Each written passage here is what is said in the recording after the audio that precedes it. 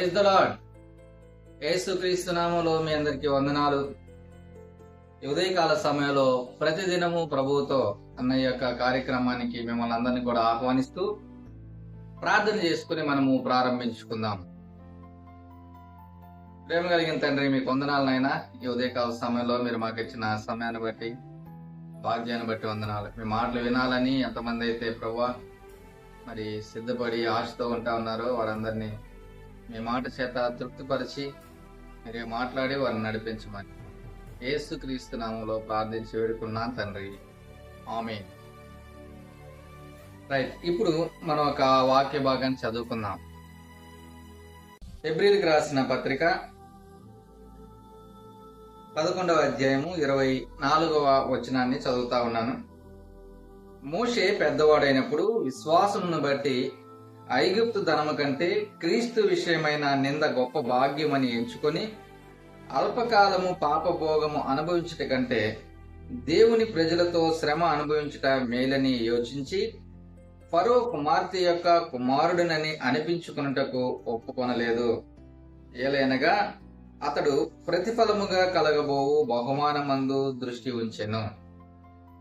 So ఈ మాటలో మనం చదువుకున్న ఈ యొక్క వాక్య భాగంలో మోషే ఎలాంటి నిర్ణయం తీసుకున్నవాడిగా ఉంటా ఉన్నాడో మనం చూస్తూ ఉంటా ఉన్నాం.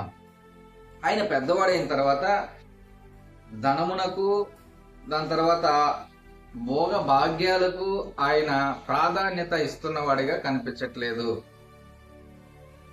ఐగుప్తు ధనము కంటే కూడా క్రీస్తు విషయమైన నింద గొప్ప భాగ్యమని ఎంచుకున్నవాడిగా, అల్పకాలము పాప భోగము అనుభవించుట కంటే దేవుని ప్రజలతో శ్రమ అనుభవించుట మేలని ఎంచుకున్నవాడిగా ఉంటా ఉన్నాడు. సో దేవుడు తనకు అప్పగించిన పని ఏదైతే ఉంటా ఉందో, లేకపోతే దేవుని నడిపింపు ఎలాగైతే ఉంటా ఉందో దాని కొరకు చాలా వాటిని ఆయన మరి విడిచిపెట్టుకుంటున్నట్లుగా, త్యాగపూర్వకంగా మరి వాటిని వదులుకుంటున్నట్లుగా మనం చూస్తూ ఉంటా ఉన్నాం. ఈ ఉదయకాల సమయంలో దేవుడు ఈ మాటలు వింటున్న నిన్ను దేనికోసమైనా సరే, ఏదైనా ఒక పని కోసము మరి నిన్ను పిలుచుకున్న వాడిగాను ఏర్పరచుకున్న వాడిగాను ఉన్నట్లయితే నీవు దేవుని పిలుపునకు తగినట్లుగా ఏ విధమైన త్యాగపూరితంగా పనిచేస్తా ఉంటున్నావు అన్న విషయాన్ని ఆలోచన చేయవలసిన వాడుగా ఉంటా ఉన్నావు. ప్రియమైన సహోదరుడా, సహోదరి, దేవుడు నిన్ను పిలిచిన మాట వాస్తవమేనా? దేవుడు నిన్ను ఎంచుకున్న విధానము వాస్తవమేనా? అయితే దేవుడు ఎందుకు పిలుచుకున్నాడో, ఎందుకు ఏర్పరచుకున్నాడో తెలిసిన వ్యక్తిగా మరి దేవుని యొక్క పిలుపుకు తగినట్లుగా బ్రతకగలుగుతా ఉంటున్నావా? ఈ లోకంలో చాలా వాటి కోసము ప్రయాసపడుతూ ప్రాకులాడుతుంటున్న వాడిగా ఉంటున్నావా? దేవుని పిలుపుకు తగినట్టుగా నడుచుకోవడానికి ఇష్టపడుతుంటున్నావా? మోషే పెద్దవాడైతే ఖచ్చితంగా రాజు అవ్వచ్చు, చాలా భోగభాగ్యాలు అనుభవించవచ్చు. కానీ ఎలాంటి నిర్ణయం తీసుకుంటా ఉన్నాడంటే దేవుని ప్రజలతో శ్రమ అనుభవించుట మేలు. ఐగుప్తు ధనము కంటే కూడా క్రీస్తు విషయమైన నిందే నాకు మంచిది, గొప్పది. నువ్వెలా ఉంటున్నావు? ఈ లోకంలో ధనం కోసము, భోగ భాగ్యాల కోసం పరుగులు తీస్తున్న వారు కోకొల్లల మంది ఉంటా ఉన్నారు. వారిలో నువ్వు కూడా ఒక వ్యక్తిగా ఉంటున్నావా? లేదా దేవుని మాట ప్రకారం, దేవుని చిత్త ప్రకారం నడుచుకుంటున్న వ్యక్తిగా ఉంటా ఉన్నావా? ఎక్కువగా ధనానికి ప్రాధాన్యత ఇస్తున్న వారు పెరిగిపోతా ఉంటా ఉన్నారు. ఈ లోకంలో సంపాదించుకోవడానికి, చాలా సుఖానుభవాలను పొందుకోవడం కోసం ఆరాటపడుతుంటున్న వారు, ప్రయాసపడుతుంటున్న వారు చాలా మంది ఉంటున్నారు. క్రైస్తవులుగా చెప్పుకుంటున్న అనేక మంది దేవుడు మనకు అప్పగించిన పని కన్నా కూడా వేరే వాటికి ప్రాధాన్యతనిస్తూ మనము ముందుకెళ్తుంటున్న వారిగా ఉంటా ఉన్నాము. అయితే అపోస్తలుడైన పౌలు గారు యొక్క జీవితాన్ని కూడా మనం చూస్తే చాలా చక్కగా ఆయన మాట్లాడుతూ ఉంటాడు. అనేకమైన విషయాలను గురించి తెలియజేస్తూ 1 కొరింథీయులకు రాసిన పత్రిక 9వ అధ్యాయము